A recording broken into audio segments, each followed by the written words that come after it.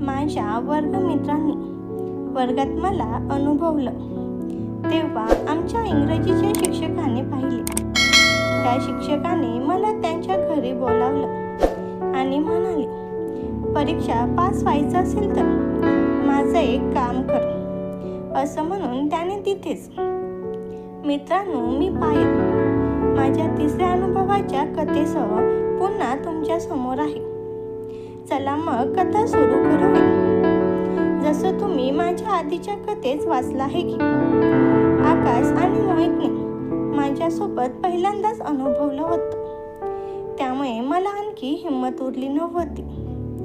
त्याची दाटून आलेली भावनांनी मजा तर मिळाली, पण तितका दुखापतही झाली. माझ्या नको त्या जागी इतका दुखत होता की पुढचा एक आठवडा अनुभव करण्याचा विचारही करू शकत नव्हते.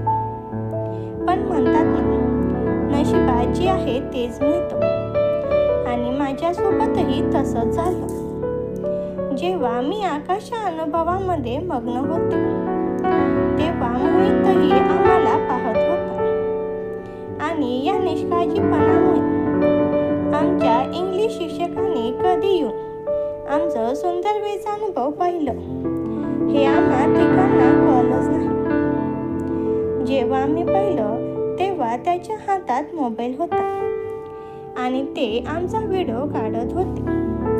आम्हा तिघांची होश उडाली जेव्हा आम्ही पाहिलं की शिक्षकाने आम्हाला पाहिलं आहे. आम्ही घाईघाईने कपडे सावरले आणि स्वतःला नीट करून सरांच्या समोर रडत गयावया करायला लागलो. सर, कृपया कोणाला सांगू नका. सर, चूक झाली. कृपया आमची चूक झाली. पण जेव्हा कोणी एक सुंदर मुलीची नको ती जागा पाहिल्यावर चांगल्या चांगल्याची नजर घसरते. माझ्यासोबतही तसंच झालं. माझी डबल रोटीप्रमाणे फुललेली देह पाहून कुणाचाही मन डगमगेल. कदाचित सरांनीही ते पाहून सुंदर वेळचा अनुभव घ्यायचा विचार होता, पण त्यावेळी त्याने तसं काही जाणवू दिलं नाही. आमच्या शिक्षकाने आम्हा तिघांना ओरडत म्हटलं, ही गोष्ट असं संपणार नाही. तुम्ही वर्गात अशी घृणास्पद कृती करून तेथील मर्यादेला धक्का लावला आहे. आम्ही तिघं खूप घाबरलो होतो, म्हणून सरांच्या समोर मान खाली घालून उभे होतो. माझ्या डोळ्यात तर अश्रू वाहत होते, कारण मला कळत नव्हतं की आता काय होईल. कुठेही गोष्ट माझ्या घरी पोचली तर सरांनी आकाश आणि मोहितला खूप ओरडलं आणि धमकीही दिली की जर यापुढे असं काही केलं तर मी हा व्हिडिओ तुमच्या घरी नक्की पाठवेन. त्यांनी सरांना वचन दिलं की यापुढे असं काही करणार नाही. सरांनी त्या दोघांना धमकी देऊन सोडलं आणि ते दोघं तिथून लगेच निघून गेले. त्यानंतर त्याने मला कधीच घुरलं नाही की मला लाईन मारली नाही. एक दिवस जेव्हा मी शाळेत पोहोचले तेव्हा आमचे इंग्लिश शिक्षक वर्गात आले आणि म्हणाले, पायल, तू माझ्या केबिनमध्ये ये. मी घाबरले की आता काय झालं, कारण त्या घटनेनंतर मी त्यांना पाहून घाबरायचे. मी घाबरत सरांच्या केबिनमध्ये पोहोचले. सरांचं केबिन पूर्णपणे वेगळं आणि एकांतात होतं, जिथे त्यांच्या परवानगीशिवाय कोणी जाऊ शकत नव्हतं. जेव्हा मी केबिनमध्ये पोहोचले तेव्हा सर काहीतरी काम करत होते. हो सर, काय गोष्ट आहे, मी म्हणाले. सरांनी मला वरपासून खालपर्यंत न्याहाळलं आणि त्यांच्या भावनेला हाताने सेट करत म्हणाले, पायल, मला तुझ्याकडून अशी अपेक्षा नव्हती, पण आता तू चूक केली आहे तर त्या चुकीची शिक्षा तर मिळालीच पाहिजे. कारण जोपर्यंत शिक्षा मिळत नाही तोपर्यंत चूक पुन्हा होते. मी मान खाली घालून उभी राहून म्हणाले, हो सर, माझ्यासाठी काय शिक्षा आहे, पण कृपया घरी सांगू नका. तुम्ही सांगाल ते मी करेन. मी खूप साध्या पद्धतीने ही गोष्ट बोलले, पण सरांनी माझ्या बोलण्याचा वेगळा अर्थ काढत म्हटलं, मी सांगेल ते करशील.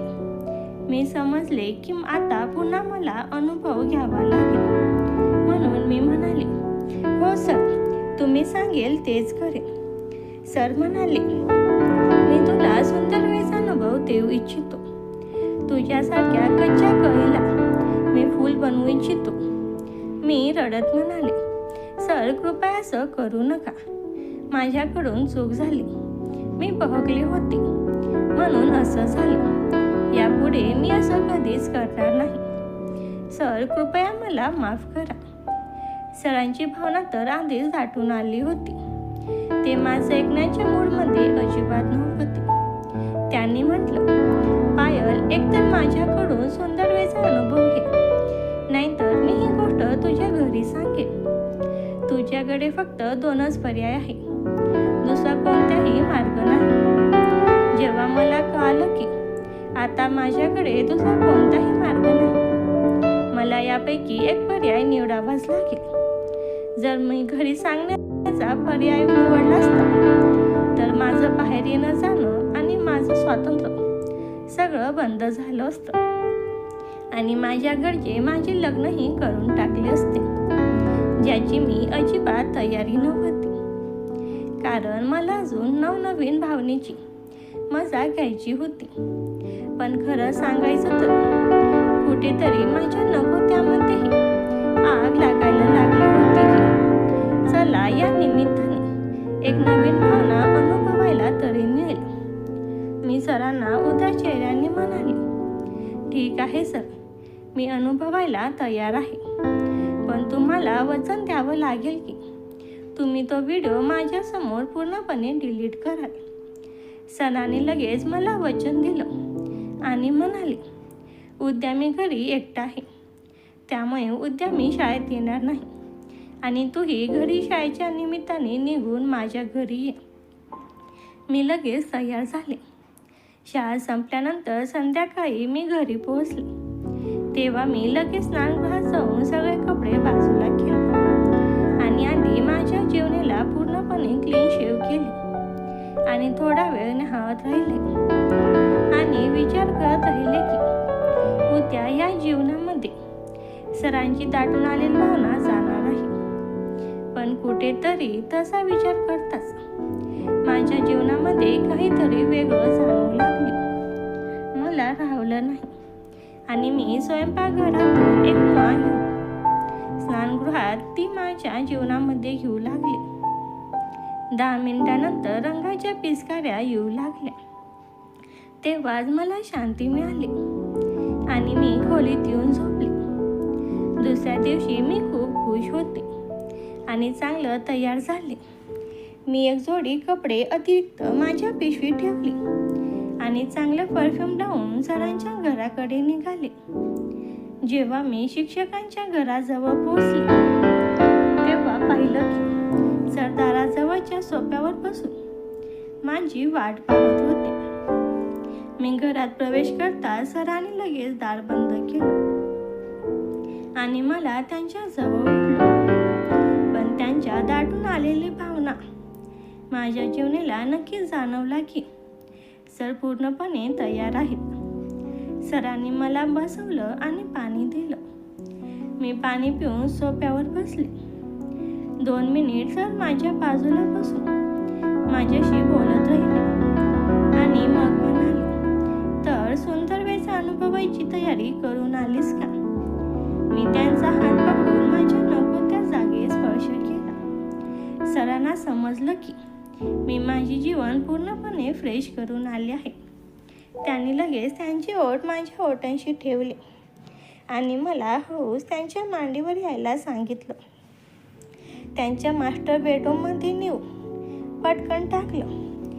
सर लगेच आले आणि मला पापी घ्यायला लागले. सोबतच माझ्या व्यक्तिमत्वांना स्पर्श करत सरांनी मला बेडवर झोपवल्यानंतर त्यांचे हात माझ्या संपूर्ण शरीरावरून फिरवायला सुरुवात केली. त्यांच्या स्पर्शात एक वेगळीच उष्णता होती जी मला हळूहळू वितळवत होती. त्यांनी माझ्या कानाजवळ येऊन हळूच विचारलं, पायल, तयार आहेस ना? मी फक्त होकारार्थी मान हलवली. सरांनी मग माझे कपडे एक एक करून बाजूला करायला सुरुवात केली. जेव्हा मी पूर्णपणे विवस्त्र झाले तेव्हा त्यांच्या डोळ्यात एक वेगळी चमक दिसली. त्यांनी माझ्या शरीराच्या प्रत्येक भागाचे कौतुक केले. तू खरोखरच खूप सुंदर आहेस असं म्हणत त्यांनी माझ्या व्यक्तिमत्वावर आणि बोटाने स्पर्श केला. त्या क्षणी मला खूप वेगळं वाटत होतं. सरांनी मग स्वतःचे कपडे बाजूला केले आणि ते हळूच अंगावर आले. त्यांची ती दाटून आलेली भावना जेव्हा माझ्या शरीराला स्पर्श करत होती तेव्हा माझ्या मनात भीती आणि उत्कृष्टता या दोन्ही गोष्टींचे मिश्रण होते. त्यांनी मला खूप वेळपर्यंत पुरवलं आणि माझ्या शरीराला पूर्णपणे उत्तेजित केलं. जेव्हा त्यांना वाटलं की मी आता तयार आहे तेव्हा त्यांनी हळूच त्यांच्या मुख्य भागाचा स्पर्श माझ्या नको त्या भागाला केला. सुरुवातीला थोडा त्रास झाला, पण सरांनी तो त्रास कमी करण्यासाठी खूप प्रयत्न केले. ते हळूहळू पुढे सरकत राहिले आणि काही वेळातच मला त्या वेदनेच्या जागी एक वेगळाच आनंद मिळू लागला. आम्ही दोघंही त्या सुंदर वेळच्या अनुभवात पूर्णपणे हरवून गेलो होतो. सरांचा वेग हळूहळू वाढत गेला आणि माझ्या शरीराची हालचालही त्या तालावर होऊ लागली. संपूर्ण खोलीत फक्त आमच्या श्वासांचा आवाज येत होता. त्यानंतर सरांनी मला बेडवर पूर्णपणे झोकून दिले आणि माझ्या शरीराच्या प्रत्येक अंगाचा आस्वाद घ्यायला सुरुवात केली. त्यांच्या हाताचा स्पर्श माझ्या मांड्यांवरून फिरत असताना माझ्या अंगावर शहारे येत होते. सरांनी हळूच माझ्या कानाजवळ येऊन विचारलं, पायल कसं वाटते? मी फक्त डोळे मिटून त्या स्पर्शाचा आनंद घेत होते. सरांनी मग त्यांच्या ओठांनी माझ्या मानेवर आणि खांद्यांवर हळूवार चावे घ्यायला सुरुवात केली, ज्यामुळे माझी उत्तेजना अधिकच वाढली. त्यांनी माझे हात वर पकडून ठेवले होते आणि ते माझ्या पोटावर आपल्या जिभेने नक्षी काढत होते. जसा जसा वेळ जात होता तसा तसा सरांचा वेग आणि तीव्रता वाढत होती. त्यांनी मला हळूच बोटावर झोपवले आणि मागून माझ्या कमरेवर हात ठेवून मला जवळ ओढले. त्या क्षणी मला त्यांच्या शरीराची पूर्ण उष्णता जाणवली होती. सरांनी त्यांच्या हाताने माझ्या दोन्ही अवयवांना घट्ट पकडले आणि मला पूर्णपणे त्यांच्या नियंत्रणात घेतले. माझ्या नको त्या जागी आता पुन्हा एकदा ती जोड निर्माण झाली होती, जी मला काल रात्री मुळा वापरताना जाणवली होती. पण आजचा अनुभव त्यापेक्षा 1000 पटीने जास्त जिवंत होता. सरांनी हळूच मला पुन्हा सरळ केले आणि माझ्या डोळ्यात बघत विचारले, आता मी पूर्णपणे आत जाऊ का? मी लाजत आणि थरथरत होकार दिला. सरांनी हळूच त्यांच्या दाटून आलेल्या भावनेचा स्पर्श माझ्या त्या जागेला केला. सुरुवातीला जेव्हा त्यांनी जोर लावले तेव्हा माझ्या तोंडातून एक छोटीशी किंकाळी निघाली. पण सरांनी लगेच माझे ओठ आपल्या ओठाने बंद केले. तो स्पर्श इतका खोल होता की मला क्षणभर श्वास घेणं कठीण झालं. पण हळूहळू जसे सर अनुभव घेऊ लागले तसा तो त्रास कमी होऊन तिथे एक गोड शिरशिरी जाणवू लागली. सरांचा वेग आता वाढला होता. त्यांचे धक्के माझ्या शरीराला बेडवर इकडून तिकडे हलवत होते. मी त्यांचे खांदे घट्ट पकडून ठेवले होते आणि माझे पाय त्यांच्या कमरेभोवती विळखा घालून बसले होते. प्रत्येक धक्क्यासोबत मला स्वर्गीय सुख मिळत होते. सरांच्या कपाळावर घामाचे थेंब जमा झाले होते आणि ते माझ्या चेहऱ्यावर पडत होते. आम्ही दोघंही त्यावेळी तितके मग्न झालो होतो की जगाचा विसर पडला होता. काही वेळानंतर मला जाणवलं की आता माझ्या आनंदाचा बाण फुटणार आहे. माझ्या शरीरातून एक वेगळीच ऊर्जा निर्माण झाली आणि मी सरांना अधिक घट्ट मिठी मारली. सरांनाही ते जाणवलं आणि त्यांनी आपला वेग शेवटच्या मर्यादेपर्यंत नेलं. अचानक माझ्या शरीरातून रंगाच्या पिचकाऱ्या उडू लागल्या आणि त्याचवेळी सरांनीही आपली सर्व भावना माझ्या आत रिकामी केली. आम्ही दोघंही धापा टाकत एकमेकांच्या मिठीत पडून होतो.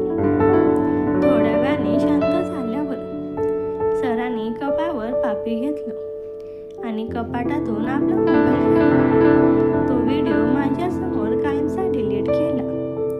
मला एक वेगळं समाधान मिळालं होतं की आता मी सुरक्षित आहे आणि त्यासोबतच मला एक असा अनुभव मिळाला होता जो मी कधीच विसरू शकणार नाही. त्या दिवशी सरांच्या घरून निघताना माझ्या मनात एक विचित्र प्रकारची शांतता आणि थोडी भीती होती. पण सरांनी दिलेला तो व्हिडिओ डिलीट केल्याचा शब्द पाहिल्यामुळे मी सुटकेचा निश्वास टाकला.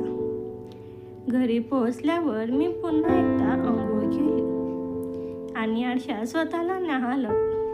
मला माझ्या चेहऱ्यावर एक वेगळी चमक दिसत होती.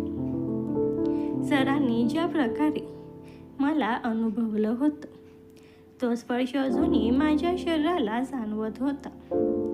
दुसऱ्या दिवशी जेव्हा मी शाळेत गेले तेव्हा मला वाटलं होतं की सर माझ्याकडे पुन्हा त्याच नजरेने बघतील किंवा मला पुन्हा केबिनमध्ये बोलावतील. पण तसं काही झालं नाही. सर वर्गात आले. त्यांनी नेहमीप्रमाणे इंग्लिशचा तास घेतला आणि माझ्याकडे साधा एक कटाक्षही टाकला नाही. त्यांचं हे वागणं पाहून मला थोडं आश्चर्य वाटलं आणि कुठेतरी मनात थोडी रुकरुकही लागली की कदाचित त्यांना आता माझ्यात रस उरला नाहीये का. मधल्या सुट्टीत मी मैदानावर एकटीच बसले होते तेव्हा आकाश आणि मोहित माझ्याजवळ आले. त्या घटनेनंतर ते दोघं माझ्याशी बोलायला घाबरत होते, पण आज त्यांच्या चेहऱ्यावर एक खोडकर हास्य होतं. मोहित हळूच म्हणाला, पायल, काल तू शाळेत का नव्हतीस? सरांनी तुला काही विशेष होमवर्क दिला होता का? त्यांचं हे बोलणं ऐकून माझे पाय लटलट कापायला लागले. मला वाटलं कदाचित त्यांना काहीतरी कळलं आहे, पण आकाशने लगेच विषय बदलला आणि म्हणाला, चल सोडून दे. पण सरांनी आम्हाला सांगितलं की तो व्हिडिओ त्यांनी डिलीट केलाय. हे खरं आहे का? मी फक्त होकार दिला. त्या दिवशी शाळा सुटल्यानंतर मी गेटच्या बाहेर पडत असताना सरांची गाडी माझ्याजवळ येऊन थांबली. त्यांनी काच खाली केली आणि मला खुणेने जवळ बोलावलं. पायल, आज संध्याकाळी पुन्हा एकदा भेटूया का? यावेळी कोणतीही शक्ती नाही, फक्त तुझी इच्छा असेल तरच. सर अतिशय मृदू आवाजात बोलले. त्यांच्या डोळ्यात कालच्यासारखी धमकी नव्हती, तर एक प्रकारची ओढ होती. मला माहिती होतं की मी नाही म्हणू शकले नसते, पण माझ्या शरीरात पुन्हा एकदा तीच आग लागायला लागली होती. मी हळूच मान डोलावली आणि सरांच्या घरी जाण्याचा निर्णय घेतला. यावेळी मी घाबरली नव्हते, तर पूर्ण तयारीत होते. सरांच्या घरी पोहोचल्यावर त्यांनी माझं स्वागत एका गुलाबाच्या फुलाने केलं. त्यांनी मला सोफ्यावर बसून स्वतःच्या हाताने ज्यूस दिला आणि मग हळूच माझा हात हातात घेतला. तू काल खूप छान सहकार्य केलंस भाई. आज मला तुला अधिक सुख द्यायचं आहे, असं म्हणत त्यांनी मला त्यांच्या मिठीत घेतलं. आम्ही बेडवर पोहोचलो तेव्हा वातावरणात एक मादक सुगंध पसरला होता. सरांनी आज खूप संयमाने सुरुवात केली. त्यांनी माझ्या शरीराच्या अशा जागांना स्पर्श केला ज्याची मला कल्पनाही नव्हती. त्यांचा जिभेचा स्पर्श जेव्हा माझ्या मानेवरून खाली सरकत गेला तेव्हा मी वेडी झाले होते. त्यांनी आज घाई न करता प्रत्येक सणाचा आनंद घेतला. जेव्हा आमचे शरीर पुन्हा एकदा एकरूप झाले तेव्हा मला जाणीव झाली की हे केवळ शिकोपोटी केलेलं काम नव्हतं, तर आता मला या भावनेची सवय व्हायला लागली होती. सरांनी मला वेगवेगळ्या पोझिशनमध्ये अनुभवलं, कधी मला वर घेऊन तर कधी मागून पकडून. प्रत्येक वेळी मला एक नवीन उंची गाठल्यासारखं वाटत होतं. त्या रात्री जेव्हा मी त्यांच्या घरून निघाले, तेव्हा मला समजलं की आता आमचं हे नातं केवळ शिक्षक आणि विद्यार्थिनीचं उरलं नव्हतं, तर आम्ही एकमेकांचे गुपित जोडीदार बनलो होतो. सरांनी मला जाताना सांगितलं की ते मला अभ्यासातही मदत करतील आणि माझ्या इतर गरजाही पूर्ण करतील. मला वाटलं की कदाचित हेच ते स्वातंत्र्य होतं ज्याची मी स्वप्न पाहत होते. पण मला माहीत नव्हतं की या खेळात पुढे अजून किती वळण येणार आहे. सरांसोबतच्या त्या दुसऱ्या भेटीनंतर माझं आयुष्य पूर्णपणे बदलून गेलं होतं. आता शाळेत जाताना माझ्या मनात भीतीऐवजी एक प्रकारचा आत्मविश्वास आणि एक वेगळीच धुंदी असायची. सर वर्गात असताना जरी कडक शिस्तीचे वाटत असले, तरी आमचे डोळे एकमेकांना भेटले की त्या एका सेकंदात हजारो शब्दांची देवाणघेवाण व्हायची. सरांनी आता मला खाजगी शिकवणीच्या नावाखाली आठवड्यातून 2-3दा त्यांच्या घरी बोलवणं सुरू केलं होतं. घरच्यांना वाटायचं की माझी अभ्यासात प्रगती व्हावी म्हणून सर विशेष मेहनत घेत आहेत. पण त्या 4 भिंतीच्या आड आम्ही अभ्यासाऐवजी शरीरशास्त्राचे धडे गिरवत होते. एके दिवशी सरांनी मला एका नवीन प्रयोगाबद्दल विचारलं. त्यांनी बेडवर काही रेशमी पट्ट्या ठेवल्या होत्या आणि मला सांगितलं की आज तुला पूर्णपणे माझ्या स्वाधीन व्हायचं आहे. त्यांनी माझ्या हात बेडच्या कोपऱ्यांना बांधले आणि माझ्या डोळ्यावर काळी पट्टी बांधली. जेव्हा मला काही दिसत नव्हते, तेव्हा माझ्या इतर संवेदना अधिक तीव्र झाल्या होत्या. सरांच्या हाताचा स्पर्श, त्यांच्या श्वासांचा गरम वारा आणि त्यांच्या ओठांची ओढ मला वेड लावत होती. त्यांनी माझ्या शरीराच्या प्रत्येक भागावर बर्फाचा तुकडा फिरवायला सुरुवात केली, ज्यामुळे माझ्या अंगावर काटा आला आणि मी थरथरू लागली. त्यानंतर त्यांनी हळूच उष्णमेन माझ्या पोटावर पाडलं. त्या थंड गरम अनुभवाने माझ्या नको त्या जागी पुन्हा एकदा रंगाच्या पिचकाऱ्या ओढण्याची वेळ आली होती. सर आज खूपच आक्रमक मूडमध्ये होते. त्यांनी मला बांधलेल्या अवस्थेतच अशा प्रकारे अनुभवलं की माझ्या तोंडातून फक्त आणि फक्त त्याचं नाव निघत होतं. त्या दिवशी मला जाणवलं की सरांना माझ्या शरीराच्या प्रत्येक कोपऱ्याची माहिती झाली आहे. पण या आनंदाच्या मागे एक धोकाही लपलेला होता. आकाश आणि मोहित आता पुन्हा माझ्या मागे लागले होते. त्यांना संशय आला होता की माझा आणि सरांचं काहीतरी सुरू आहे. त्यांनी एक दिवस माझा पाठलाग केला आणि मी सरांच्या घरात जाताना मला पाहिलं. दुसऱ्या दिवशी शाळेत त्यांनी मला कोपऱ्यात गाठलं आणि म्हणाले, पायल, सरांसोबत काय चाललं तुझं? आम्हाला सगळं माहीत आहे. जर तुला वाटत असेल की आम्ही गप्प राहावं, तर तुला आमच्यासाठीही वेळ काढावा लागेल. आता मी एका मोठ्या पेचात अडकले होते. एकीकडे सरांचं ते अथंग सुख होतं आणि दुसरीकडे या दोघांची ब्लॅकमेलिंग. मला कळेना की मी सरांना हे सांगावं की या दोघांच्या अटी मान्य कराव्या. माझ्या शरीरात पुन्हा एकदा ती जाग आणि भीतीचं मिश्रण तयार झालं होतं, जे मला एका नवीन संकटाकडे घेऊन जाणार होतं. आकाश आणि मोहितच्या त्या धमकीने माझं डोकं सुन्न झालं होतं. मला कळत नव्हतं की आता नक्की काय करावं, कारण एकीकडे सरांसोबतचं माझं नातं आणि आता फक्त गरजेपुरतं उरलं नव्हतं, तर मला त्या अनुभवाचा एक वेगळाच छंद जडला होता. पण या दोघांनी जर ही गोष्ट शाळेत किंवा माझ्या घरी पसरवली,